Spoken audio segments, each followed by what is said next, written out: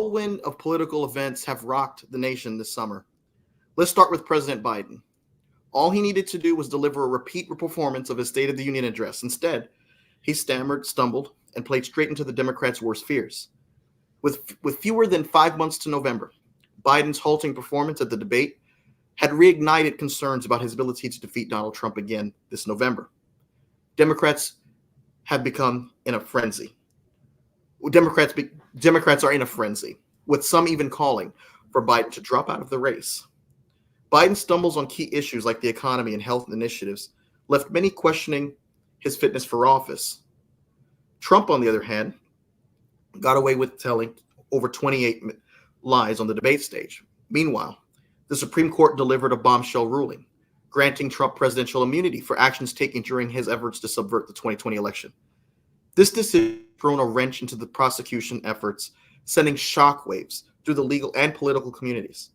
In Florida, Judge Eileen Cannon dismissed the classified documents case against Trump, a decision that has further fueled the firestorm of controversy surrounding the former president. And if that wasn't enough, Trump faced a brush with death in an assassination attempt in Butler, Pennsylvania this past Saturday.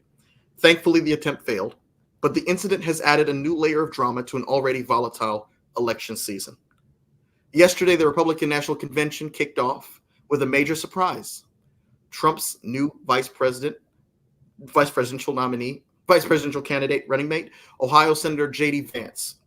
And this marks a significant departure from the Mike Pence wing of the party and signals a bold new direction for Trump's campaign with this MAGA ticket. Against this backdrop, we're joined today by Jamie Miller, live from Milwaukee himself at the Republican National Convention. He's the former executive director of the Florida Republican Party. Jamie is going to help us unpack these seismic shifts and what they mean for the future of American politics. We'll discuss Biden's debate performance, Trump's legal battles, and the implications for J.D. Vance joining the ticket. Mr. Miller, thank you for being a part of the Political Mic today. Thank you for having me on, Mike. Well, that's a lot to unpack. So one of the things that is interesting about this Republican National Convention, of course, the theme for last night was Make America Wealthy Again. Tonight is Make America Safe Again, I believe. The Republican Party platform has undergone significant changes since under Trump's influence. How would you characterize these shifts, and what do you think are the most profound impacts on the party's traditional values? Well, the Republican National Platform is certainly a roadmap of where convention goers and the presidential nominee want to go.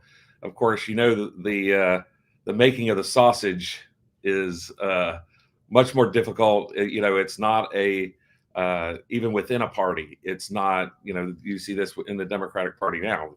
There's no like, oh, this is a great idea, let's just get it done. There's always opposing influences within the party and then outside, whichever party is in power. So I take platform changes with a grain of salt a little bit. I'm not, to me, it's a marketing platform. It kind of says, hey, this is what we collectively stand for. And, in my blog, I write a blog, reasonablearguments.com. I always say there's, that our system's based upon conducting the will of the majority while protecting the rights of the minority. And that includes every vote you take. So in this convention, they had a vote, and the majority voted for that platform. Does that mean that America supports that platform? We'll see. It's up to the president and now J.D. Vance to present the things that they love about the platform. And believe it or not, there are sometimes some things that sneak into a platform that are not as embraced by a presidential candidate as some people would think. So I don't have an example of this platform, but it has happened. So, Mr. Miller, looking back, how do you think history will judge the transformation of the Republican Party during Trump's tenure? Are there any parallels you see with previous political realignments in American history? Donald Trump is a very unique personality in American politics. It's always kind of hard to look at the historical perspective while you're living it. I director of field operations during the 2000 election in Florida and the recount. And so you kind of, when you're in the middle of it, those 37 days, you can't, you don't really realize the historical shift or the perspective that you're in. And I think we're kind of, especially after Saturday's events, in one of those periods where it's, really hard to kind of, it's hard to say that this means that one particular thing. I will say that the thing I've seen Donald Trump speak on probably half a dozen occasions.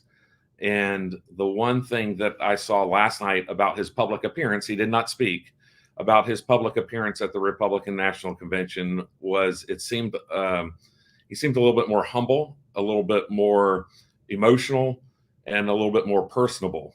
And if that's something that has transformed him due to Saturday's events, number one, it's probably a good thing. And number two, it's good for those of us who know him or know people who are close to him, know those things about him. But his public persona is not those things. And so, his public persona is much more stoic, much more my way or the highway.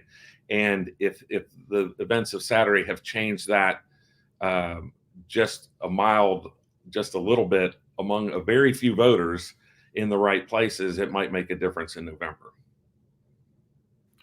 So, Jamie, in your view, has Trump's reshaping of the Republican platform been a net positive or negative for the party's future electoral prospects?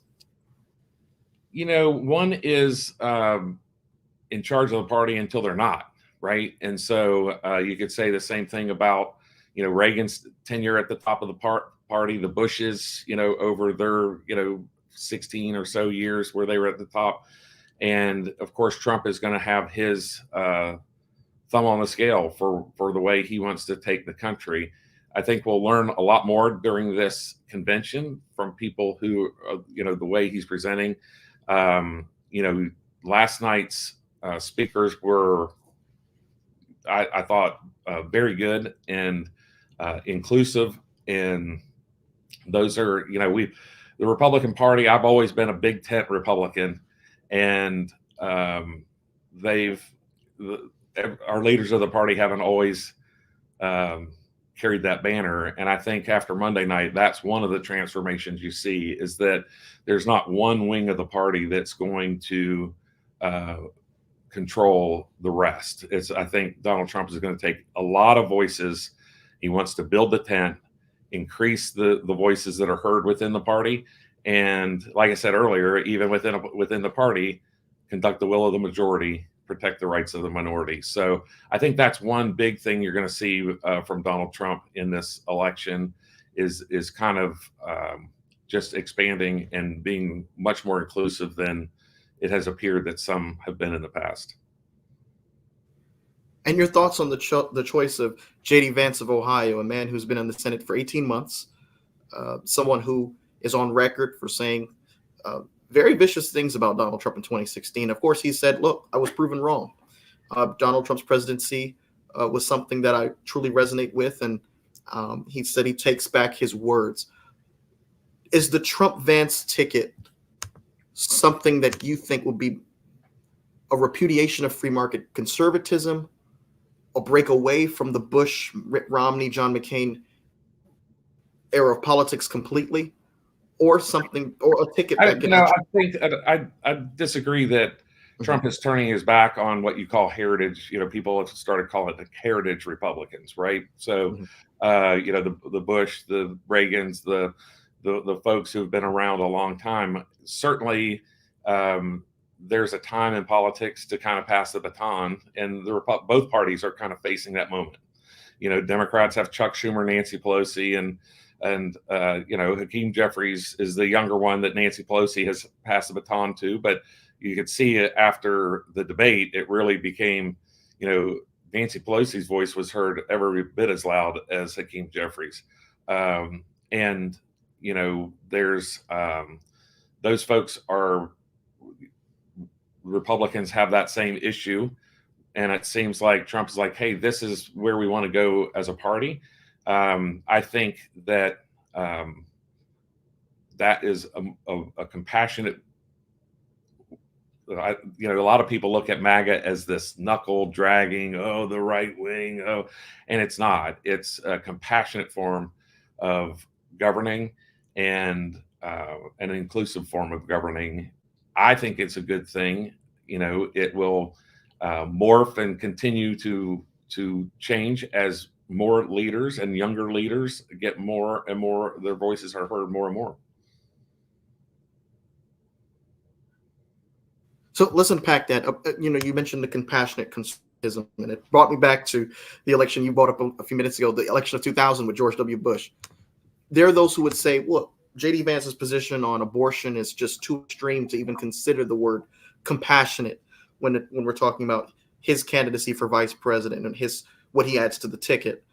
As the selection of J.D. Vance has set off a lot of chatter on his economic populism, on his domestic policies.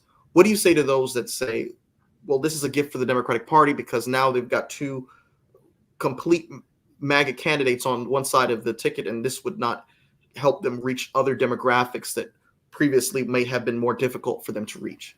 Yeah, I've written that there were three paths the president could have taken, and one was to kind of go with someone in his image, or and I think that's somebody who will carry the banner. And I think that probably on Saturday changed in the fact that, from an election standpoint, I think there were some who wanted to see Donald Trump expand the electorate, and do something. I don't think Nikki Haley was ever part of the conversation, but something like a Nikki Haley or a Marco Rubio, who would, show the rest of the country that we're being more inclusive. And, but I think the events of Saturday really brought a the gravity of the position of vice president. And, I hate the Democrats have this same issue. There's not a whole lot of love for Kamala Harris. In fact, that's the one thing that has protected Joe Biden during this latest controversy about the debate, is that people aren't ready in the Democratic Party. From where I sit, it does not appear that people in the Democratic Party are ready to give her the keys to the DNC. And so I think after Saturday, Donald Trump said, you know what, if somebody was successful, who's the best person to be president, and who's the best person to carry make America safe again, wealthy again. I'd like to add united again, to that list. And I think J.D. Vance was a good choice in that regard. Vance has been vocal about policies like tariffs, higher minimum wages, and stricter antitrust measures, which are quite unconventional for Republicans. How do you think this shift will play with the party's traditional base and major donors? Well, I think the base is going to follow Trump, right? So I don't ever think that it's wrong to have other voices at the table, and so I think that that's one reason why Donald Trump picked someone who was so critical of him in 2016 and has transformed into a supporter, over those 6 years, or 8 years. And so I think that's, while it's certainly fair game to talk about, I think the real story here is that someone who really was not happy with a Donald Trump nomination in 2016 is now willing to stand with him on stage as his vice president candidate. That shows, I think a lot of Americans have seen that. It's 2016. My wife is a great example. She registered to vote she's not a political person at all. She registered to vote for the first time in 2016 in her 40s to vote for Donald Trump. And it's funny to hear her perspective as she sees Donald Trump, and she's just like, I've seen him speak without press around and without the teleprompter gets turned off and everybody holds their breath and says, okay, what's he going to say now? And the one thing that she always says during those is that Donald Trump loves his country and he wants what's best for the country. Now, we can disagree about what's best for the country, but there's no question. I think, our Uber driver today said, the one thing about Donald Trump, whether you like what he says or don't, he's going to do what he says. And I think we're at a point in our country's history where that certainty is important. And I don't think the other side can provide that type of certainty. So just still on JD Vance, in light of the debate, the presidential debate that took place with CNN on on June the 27th, a lot of Democrats, like a lifetime ago now. A lot of Democrats, well, when I say a lot, actually only 20 House members have been pushing for Biden to drop out the race. Of course, you've got op-ed columnists, you have donors, and you have some Hollywood actors like George Clooney who have voiced their concerns about President Biden. Now, how does the selection of JD Vance play into all this?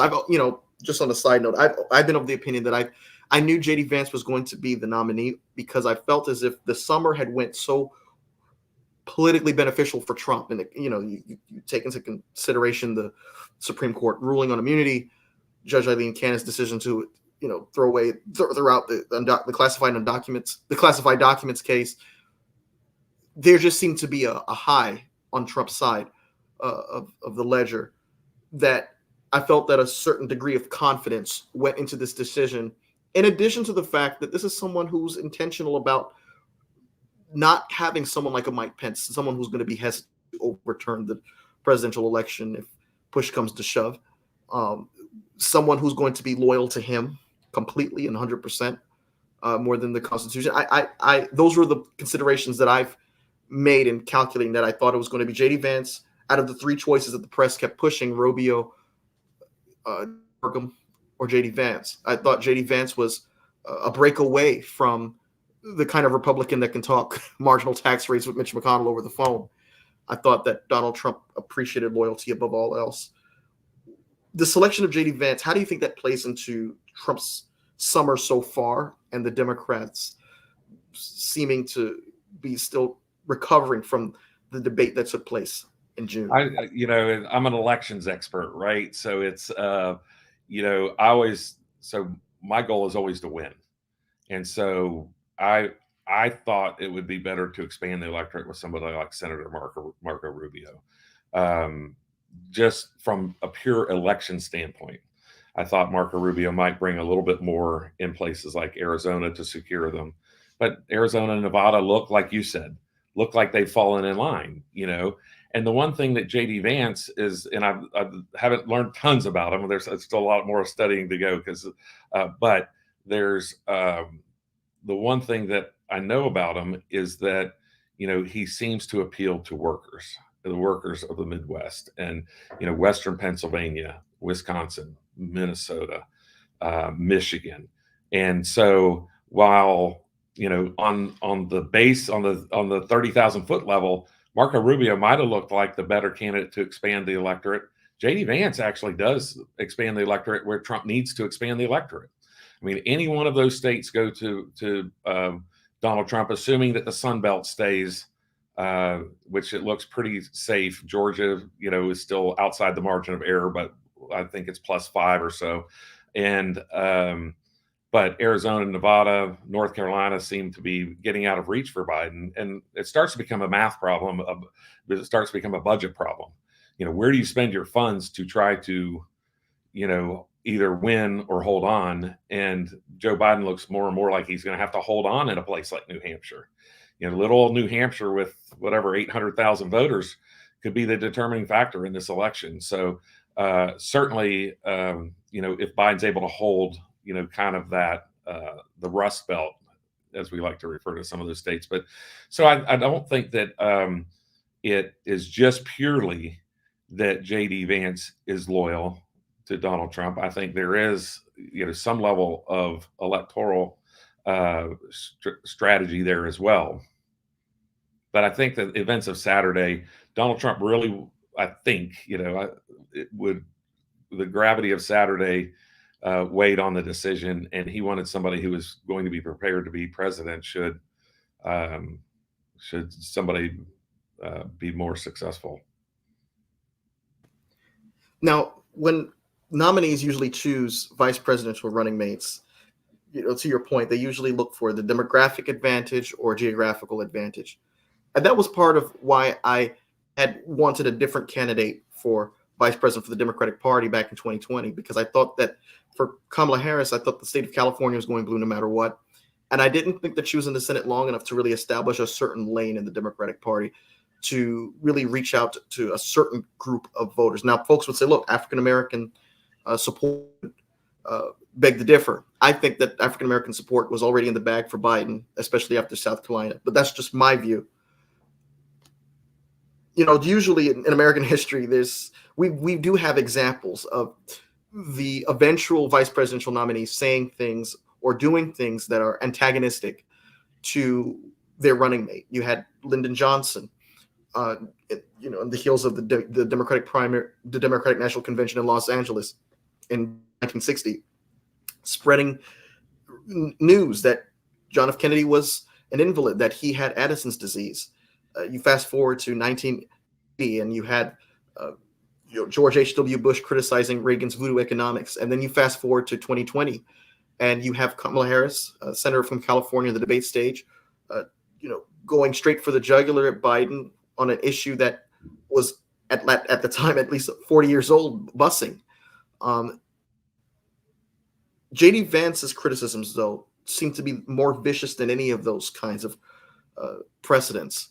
This is a guy who called Trump America's Hitler. This is a guy who, just said that he could not stomach the idea of Trump being president, that he's an opportunist. He said that he would vote for his dog above either of the candidates in 2016. His past criticism of Trump, including calling him an idiot and comparing him to Hitler, is well documented. How do you think Vance's past comments will affect the Trump-Vance ticket's credibility and unity among Republicans? I don't think it'll affect it any more than it affected Biden-Harris in the fact that Harris's was within months of being nominated as the vice president of the Democratic National on the ticket. J.D. Vance's comments, are a little bit more in the rearview mirror, and certainly not when he was elected to office, not when he was running for office. And so I guess that could be a double-edged sword. Maybe you could argue that he was telling the truth then, or is he telling the truth now?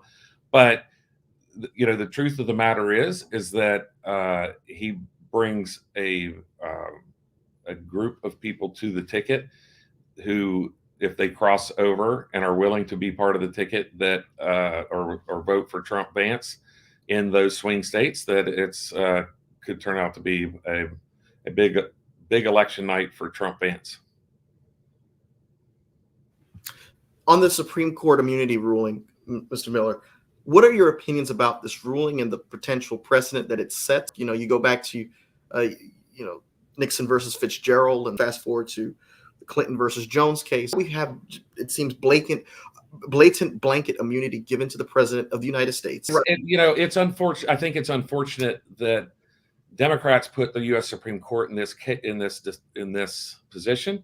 I think it's an unfortunate terminology that Justice Sotomayor used such political language in her dissent. You said there was a precedent, and the precedent has been that presidents have immunity. The new ground is Democrats impeaching a president for political purposes. The new ground is, prosecuting a president that, for things all over the place that have now been, one's been thrown out of court. The Georgia case is I'm not even sure why the president is named in that case. And certainly the case in New York is one of the most political witch hunts in the history of the United States of America. So it's a shame that Democrats have used the justice system as a political weapon, and it's a shame that Democrats put the U.S. Supreme Court, that they had to codify within their decision that a president is allowed to conduct official acts without being prosecuted.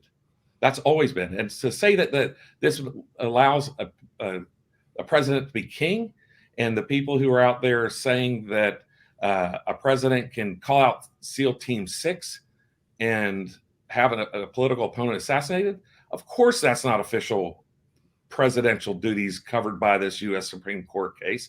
And it's ridiculous to argue anything of that sort. And for those who argue, well, the Democrats have not weaponized the Justice Department. You have Merrick Garland, who is more of a centrist, and he's been actually upsetting folks on the left for not moving fast enough on certain things, like setting up a special counsel to look at into the classified documents case. You have in the District of Manhattan, Alvin Bragg, who made sure that he didn't bring up any charges until he had exactly all of the evidence that he had to concrete case before a jury.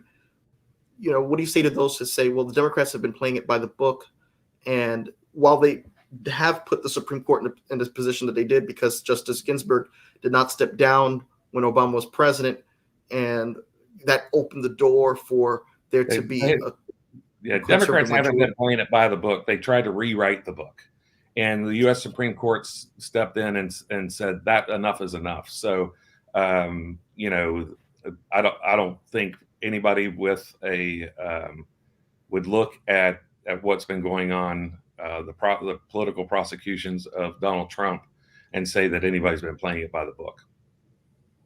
And for those who were advocates of the Clinton versus Jones ruling, which said that a sitting president of the United States has no immunity for civil law litigation in federal court for acts done before taking office and unrelated to the office, but they're now cheering this latest decision. Is there a discrepancy? Is there a break? Is the difference between Clinton v. Jones and the recent ruling from the Supreme Court the fact that back then it was Clinton in the White House and now it's Trump?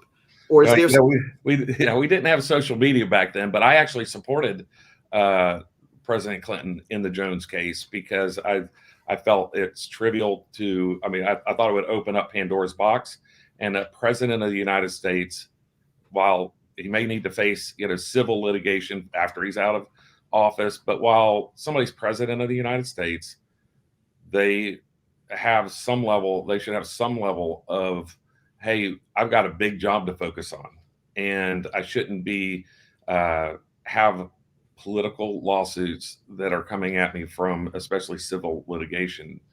Criminal, I think, is a separate case, and and I think that's what the U.S. Supreme Court said is if you're, I don't think that this U.S. Supreme Court case would have protected Nixon, but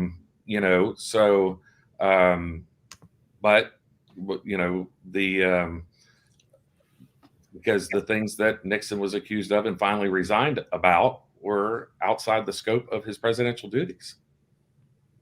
And you have those that say, look, I hear what you're saying with, official presidential acts, not including calling SEAL Team 6 to take out a political opponent, but there is no clear law that identifies what is and what isn't an official act within presidential authority. In your view, what are the constitutional limits of any of the official duties, activities, or capacities of the President of the United States? Go ahead. I'm sorry. Oh, in light of the fact that you said the Democrats have destroyed the book, what should Democrats have done differently? Should Alvin Bragg not have brought any charges against Trump for the falsifying documents? Yeah, we know the charges he brought didn't reach the level. I mean, to make that case about election fraud is just ridiculous. If he or his organization committed those misdemeanors, but then to tie it to election fraud, that's the rewriting of the book, is when you say, oh, there's election fraud because somebody here paid somebody to be quiet. That's not election fraud. That happens in elections every day. Bill Clinton was a master at it, and he never got prosecuted. At some point, I thought that tying that particular case was always going to get overthrown because of the extreme First Amendment ramifications that could be applied to that in future cases. So I thought the U.S. Supreme Court did the right thing by stepping in and saying, at least kind of saying, hey, sent it down to a lower court. I would have rather the U.S. Supreme Court said, "Hey, we're going to decide what is an official and an unofficial act," but I would have rather had, but they've decided to send it down to the lower court to kind of deal with the devil in the details, so to speak. Don't think I answered your question, but I wasn't trying to avoid it. The presidential limits, what would qualify as a presidential, official presidential action in this? Yeah, it's kind of like the, and I'm not going to recall the justice's name who wrote the landmark pornography case. He's like, I don't know how to define it, but I know it when I see it. And I think a lot of people kind of feel the same way about this type of thing. You obviously calling out SEAL Team 6 to assassinate a presidential opponent. And it's kind of weird to even talk about that after the events of Saturday. I'm not trying to make light of those, but that was in the public discourse prior to Saturday. And, they were, obviously that's not in the realm of official duties. Yeah. But what is in that, what's in that gray area of what then becomes official or unofficial is, I guess, is going to be figured out by the lower court. Yeah. Is that too much authority to give the courts, or should Congress really codify this? Because I'm thinking about the Nixon Frost interview in 1977. Nixon famously said, if the president does it, that means it's not illegal. And of course, that sent shockwaves through the nation and the world, because it seemed to just be arbitrary as to what is and what isn't within the president's sphere of Article 2 powers. And, being that we're a nation of laws and not of men, there are those who would say, look, that's just too much authority to give to any single, person, irregardless of party. Your response? I don't think anybody bought what Nixon was selling, and I don't think that, when Nixon said that, like you said, the nation kind of took a step back and said, is that real? Like, if the president does it, is it just law because he does it? And, this U.S. Supreme Court case clearly does not claim that. What do you think about Judge Eileen Cannon's decision to dismiss the classified documents case? Is she ignoring political history and legal precedent by making this decision? It's another the devil's in the details, but it certainly seemed to be that one person was held to a higher standard within the law than many, many others. And so in that regard, we all should have equal protection under the law, and she was right to dismiss it.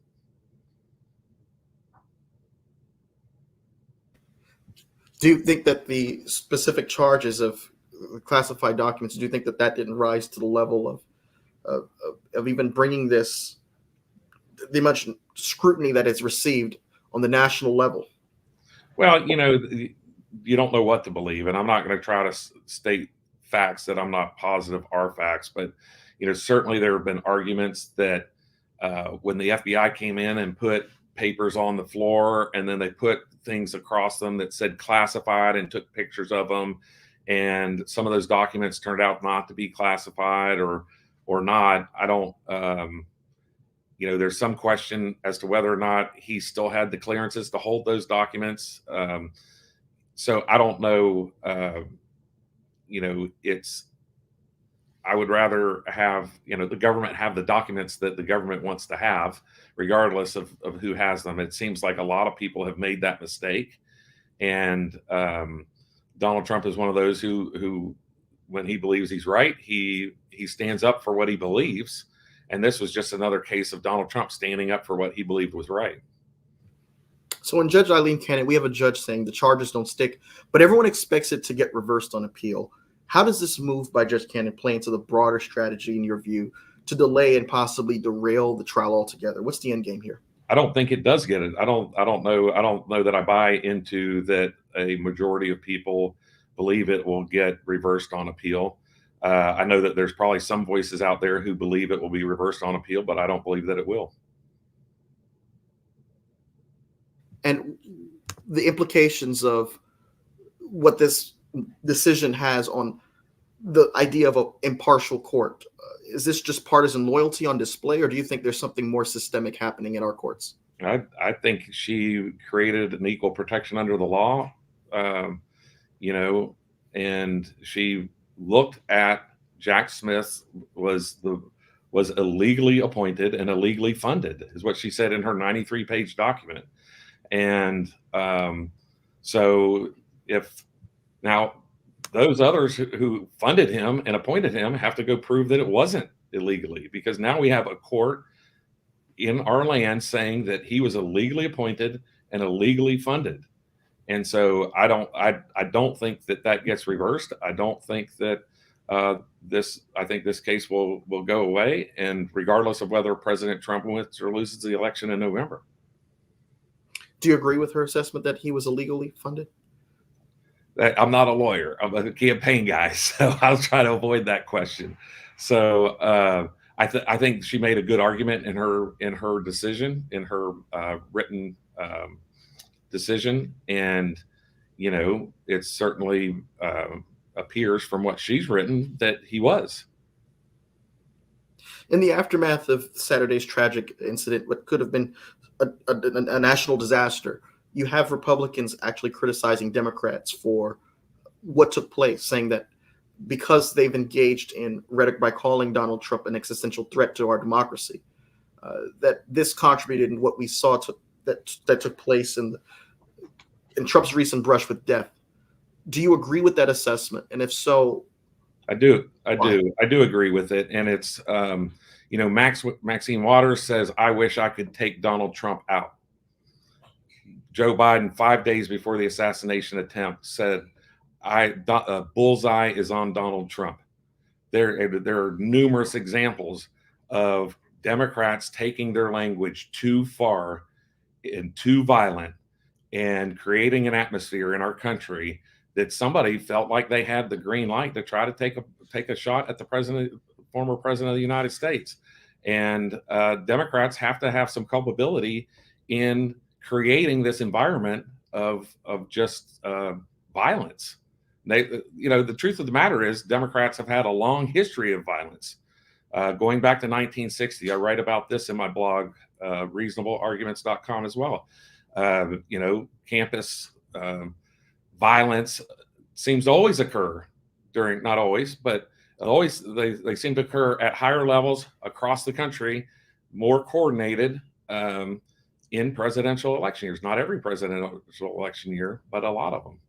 And it doesn't seem like they occur nearly as often, and they don't occur nearly as often in non-presidential election years. So, in 2020, we had a very coordinated Black Lives Matter. We had 100 cities simultaneously on fire, and no Democrats denounced that violence. And it's something that has been historic to that particular party, and they need to be culpable for it. Democrats would say, hold on there. You've got textualists who would look at the speech that Biden said that there needs to be a bullseye in Trump, and they'll say if you're just looking at it as a pure textualist, you'll see that he made other references to focusing on Trump's rhetoric and the lies that he's told, that the lies that the media didn't harbor on as much as they did on his age on the debate stage. And then you'll have Democrats that say, look, since the rise of MAGA, there's been a correlation with violence. You look at how Trump said in his rallies that, if you knock him out, I'll pay for your legal fees, that he longs for the days, again, where folks who are protesting could be carried on a stretcher.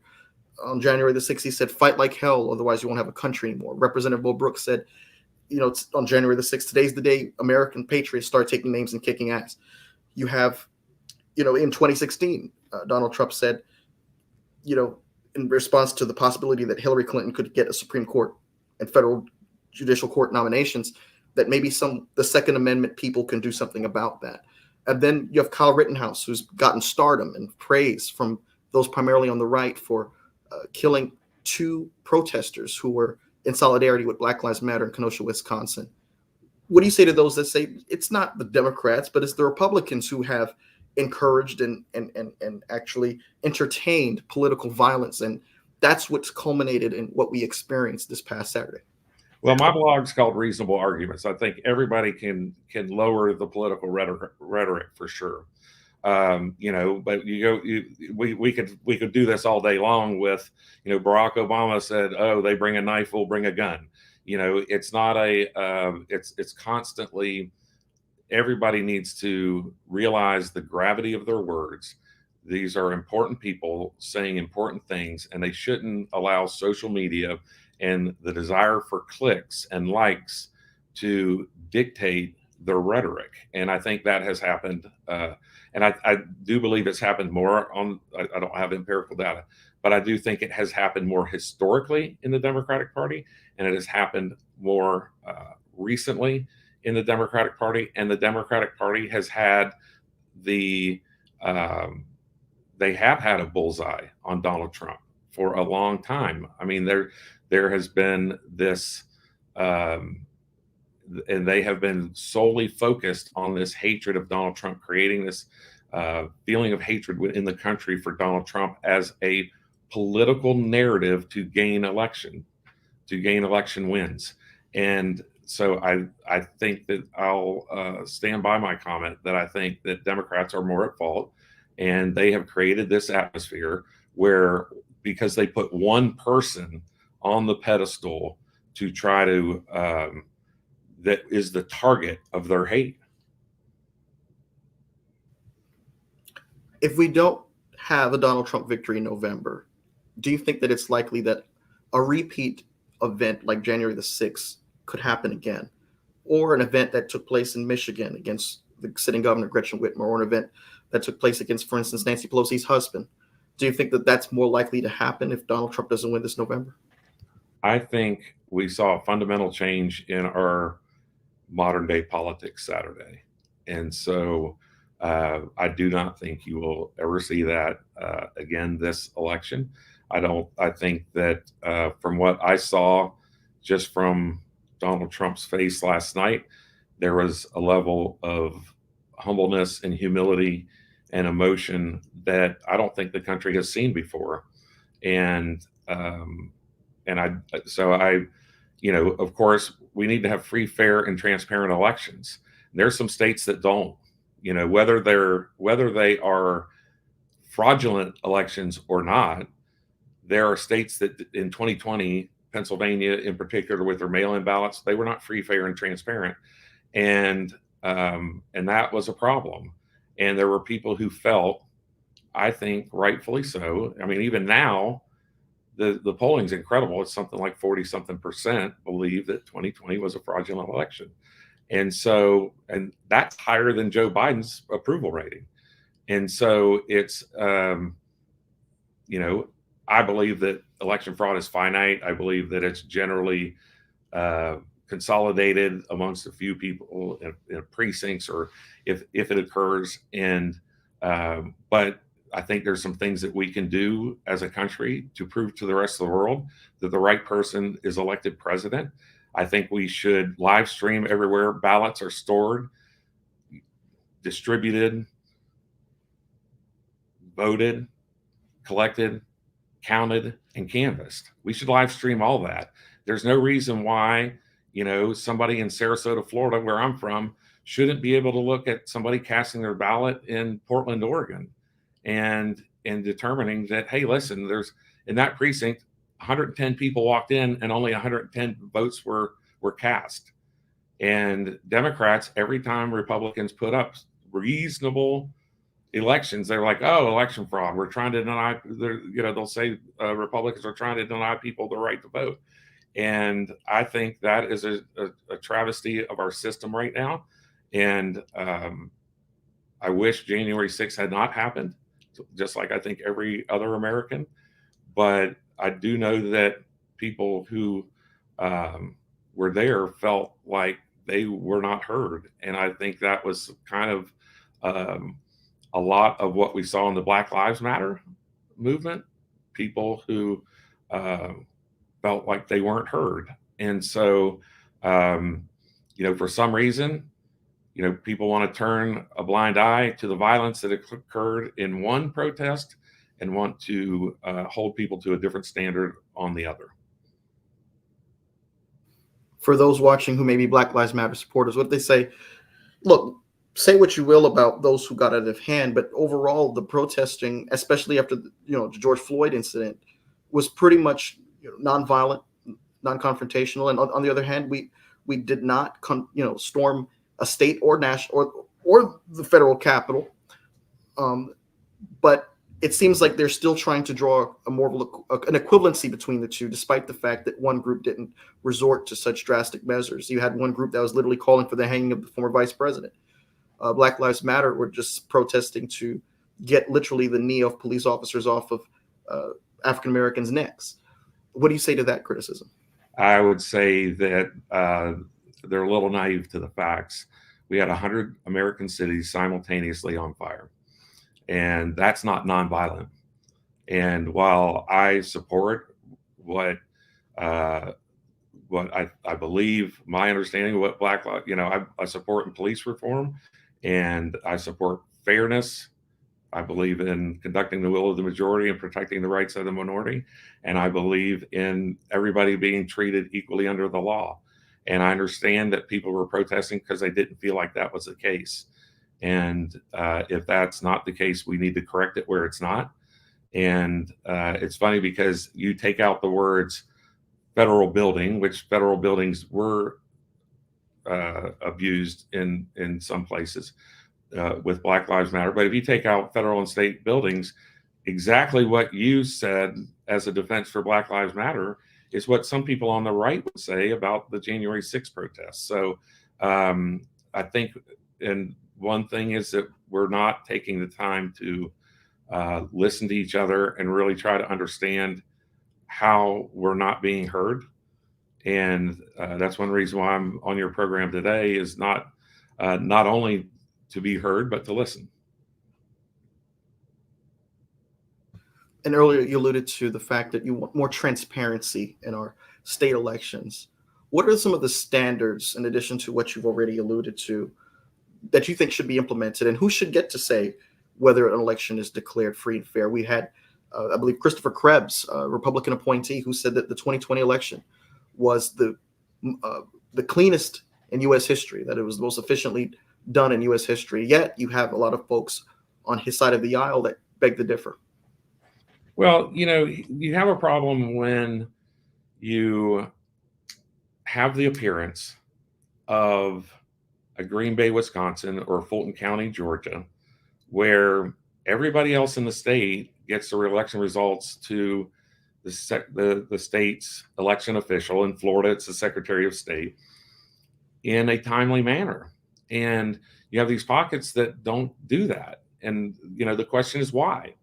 And is it resources? Is it inefficiencies? It's either, in my opinion, either fraud or inefficiency. And the people who are running those elections should then be should be fired for not running, elections that we should be able to know before midnight who has won an election. Why is that not possible in Fulton County, Georgia, and Green Bay, Wisconsin? And, was there election fraud? It at this point, it doesn't matter if there was election fraud. What matters now is us moving forward and telling our children, our grandchildren, and the rest of the world that the right person won the job. And we do that by having free, fair, and transparent elections. And counting ballots in the middle of the night does not do that. Do you think Biden was legitimately elected? He's the legitimate president of the United States. In the aftermath of the recent debate that has got a lot of attention and has got a lot of criticism in the direction of President Biden, polls seem to show what they showed before that debate, which was a neck-and-neck race. You have a political poll that showed President Biden at 50%, Trump at 48%. An NBC poll released 2 days ago had Trump leading by 2 points. Do you think the debate, or debates in general, have that much of an impact in electoral outcomes? You went over the numbers a little quick. Do you mind doing that? Give me the numbers again. Sure. The poll that I'm looking at right now, a Marxist poll, shows Biden at 50% plus 2. That's as of July 12th. But you also have an NBC poll that has Trump leading by 2 as of the same date. and you have other polls that show pretty much a neck and neck race with Biden or Trump within the margin of error, which was pretty much where we were before the debate on June 27th. So did this debate really have much of an impact at all? I And don't do think it debates in had as general? much. I don't. Yes, I don't think it had as much impact, as a lot of people think, because I think that there's a lot of numbers that are, as we like to say, baked in, right? So there's a certain number of people who are going to go vote for Trump no matter what. I don't know that the Biden's issue is he doesn't have as many people who are willing to go vote for him no matter what. People who are voting for him are voting against Trump, and that's a hard place to be. It's a hard motivation to maintain over the course of an election, and that's why it surprised me that Biden agreed to a debate in June. My theory going in, which has been blown apart, but I don't mind sharing my failures with you. But is that Biden would shorten the election. He tried to shorten it by having his convention late in August, so late that he's having ballot access problems in Ohio. And shorten the election basically from Labor Day to Election Day. And Biden decided to expand that map to June, or Biden or his team thought it was a smart idea to expand the election, from June in. And he had a horrible debate night, but it didn't change people. People who hate Trump still hate Trump. People who love Trump still love Trump.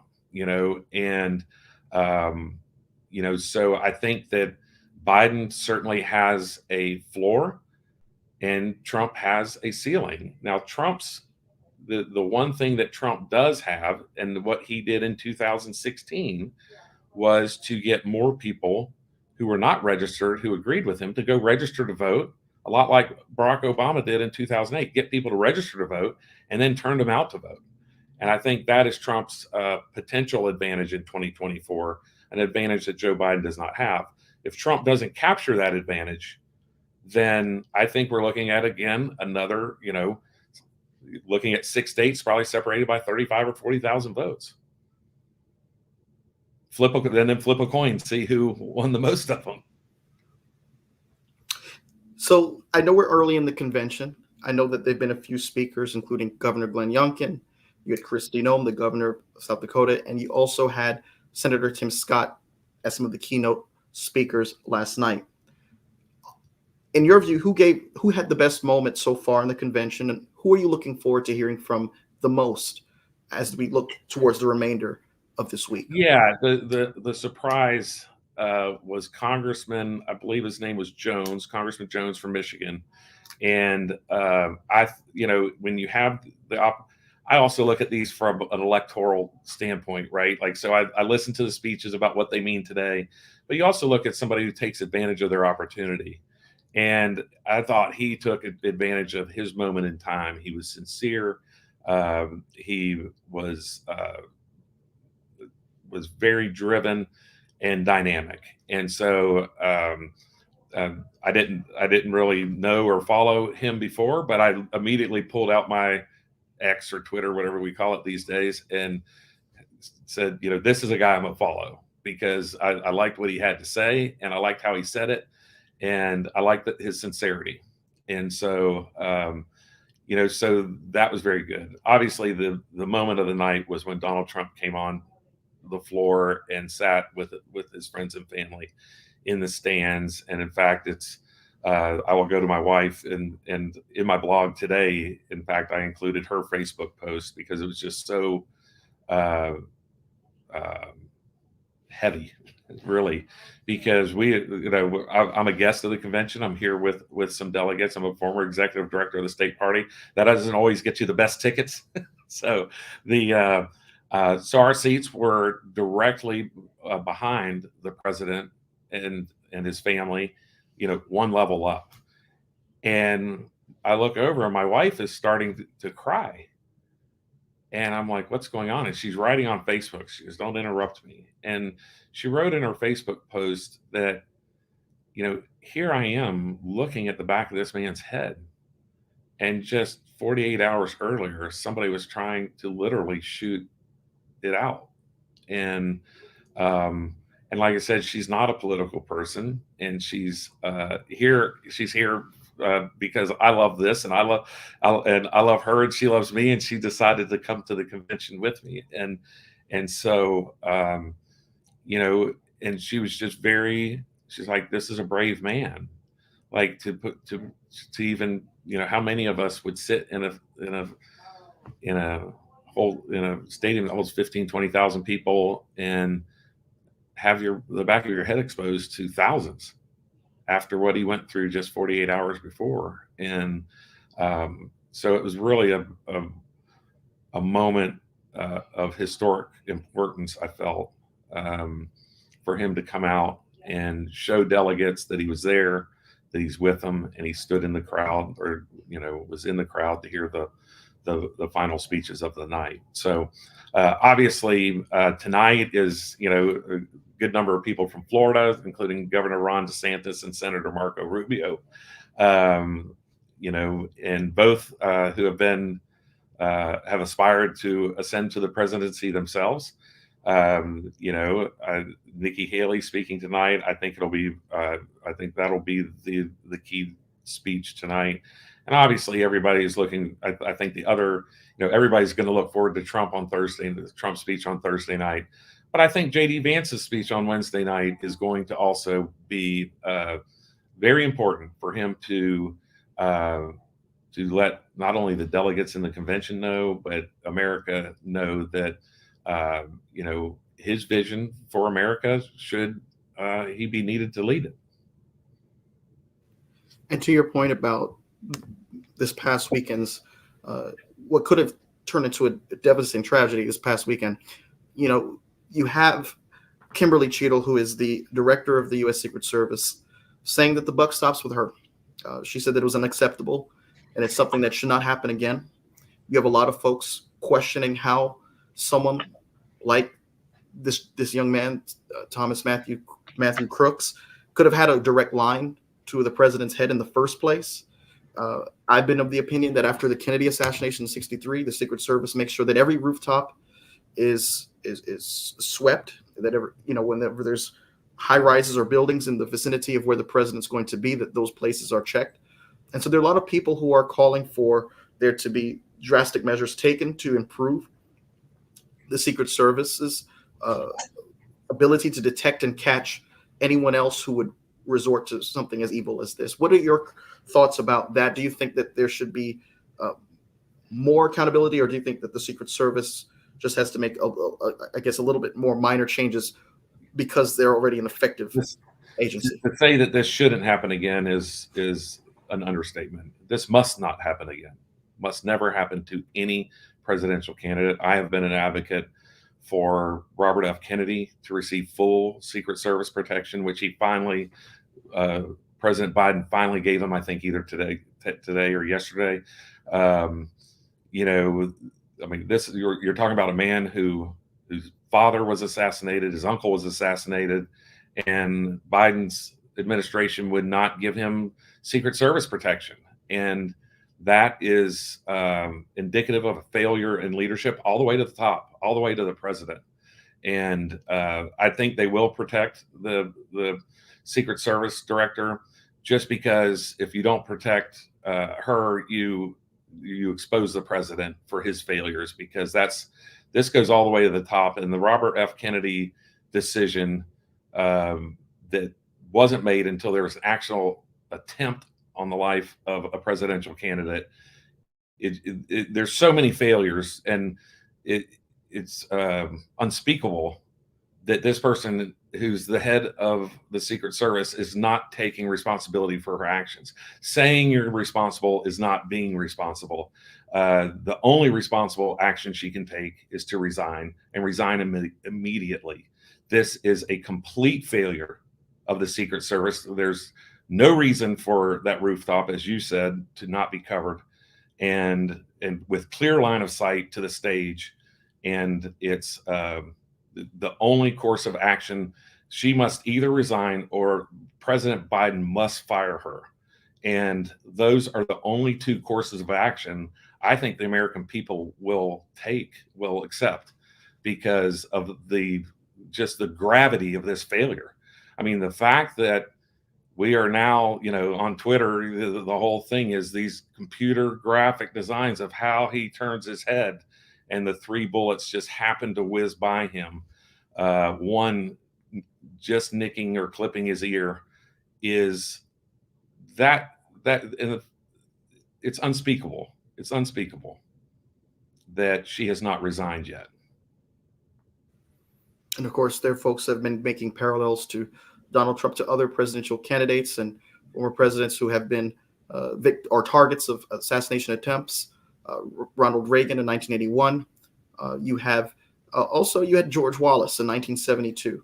And the interesting thing about George Wallace is that after his assassination attempt, he made a complete 180 on some of on the rhetoric that he used against primarily African Americans. And when he ran for governor again of Alabama, he got over 90% of the African American vote and ensured that he put African Americans in position of authority. Now, Donald Trump, who came down the escalator in 2015, started his political career by, using inflammatory language against immigrants, saying that they're bringing drugs, they're bringing crimes, they're racist, and some of them he thinks are good people. Ronald Reagan said in regards to immigrants that our nation is a nation of immigrants more than any other country. Our strength comes from our own immigrant heritage and our capacity to welcome those from other lands. Trump recently said that immigrants poison the blood of our country. Do you think that this incident would change Trump's decision to use this kind of language to describe not just immigrants, but any demographic of group of people? Yeah, forward? I don't, there's a difference between immigration and what's happening at our southern border. And some people get caught up in the rhetoric of trying to explain the two. And it's, we are a country of immigrants, and we've always accepted immigrants legally after making sure they're not part of going through whatever the process is that we've set forth. So, but to open our borders and allow 10 million people to cross in 18 months or whatever, 3 years, 4 years, whatever it's been, and is not acceptable. That's just simply not acceptable, to not know who's coming, not know where they're going, not know what their intentions are, and to not know who they are. And so, it's kind of like we have this, the Democrats are on one side of the Grand Canyon, Republicans are on the other. And I don't know, Democrats are like, oh, this is okay. And I personally don't understand how people think it's okay to just allow 10 million people to come across our borders without any type of, with the government not knowing anything about them. And so it's, so of course, I think that there's, over the recent past, there's been this difference in understanding, or in the public domain, discussing legal and illegal immigration. I mean, but Democrats are saying, hey, listen, let's let illegal immigrants vote. That's like, that's not something I can understand why an American would allow. I always ask people who argue that, why don't we let tourists vote? If somebody flies in from Germany on election day, why not? Like, if we're going to allow illegal immigrants vote, why don't we allow everybody to vote? Why don't we allow the entire world to vote on President of the United States? I've always said Republicans won on the issue of immigration. They've won in the square of public opinion, that they're the party that can best effectively handle it. I always believe, though, that they forfeited that victory when they decided twice to vote against James Lankford's border bill. James Lankford, of course, is a conservative in every true sense of the word, from the state of Oklahoma. He's written a comprehensive bill that Republicans had the opportunity twice this year alone to vote on. And both times they chose to reject it, because Donald Trump said that he wanted them to vote against it so that he can run with that issue going into the fall against Biden. Has the GOP forfeited their right to take the moral high ground on the issue of immigration because of that decision? No, absolutely not. I think, we talked about earlier about the sausage being made. This is one of the problems, right? Like, so the bill that you're saying is reasonable, and it very well may be. That may have been the bill that could have passed, but it was not a bill that stopped illegal immigration. They were still saying, oh, I think the number was 5,000 per day before you stopped illegal immigration. Well, who's counting 5,000 per day, and where, across the entire border or at one state or one crossing, or, I think that bill failed because the devil's in the details, because it did not stop. It did not stop the flow of illegal immigration across the southern border. And that's literally the line in the sand, is the illegal immigration across our southern border must stop. And there's no, to say that, oh, this number is allowed is not acceptable. So it's not a reasonable, it was not a reasonable, in a lot of people's minds, immigration bill. Well, Mr. Jamie Miller, this has been a privilege and an honor to talk to you tonight. I thoroughly enjoyed it. My privilege and honor. Thank you. And I hope you enjoy the festivities at the RNC. It's always, I'm a little jealous that you're there and I'm not. The atmosphere looked like it was warming up Monday. Monday and Tuesday usually have folks that are, sparse. It's usually sparsely attended compared to the rest of the week. So I hope you have a wonderful time at the convention. Well, the keynoters are definitely the vice president and presidential candidates. That's for sure. And thank you so much for what you brought to the table this evening. With that being said, that's going to go ahead and conclude this episode of the Political Mike Podcast. Thank you all for tuning in.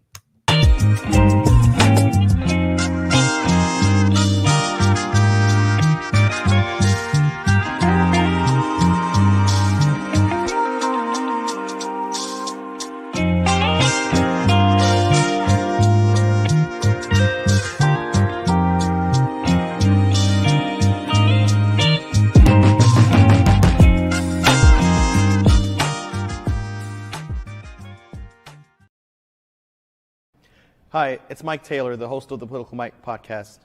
If you like what you heard tonight, I want to invite you to subscribe to our YouTube channel. I also want to ask you to please follow along on Spotify, Apple Podcasts, Google Podcasts, iHeartRadio, TuneIn, and Amazon Music. You can also follow along and keep up with the conversation through our Telegram channel. Follow us on Twitter at @ThePollyMike, and follow us on Instagram. Thank you so much, and no matter what part of the political spectrum that you fall on, I want to encourage you to stay engaged, stay a part of the conversation, and stay informed. Thank you.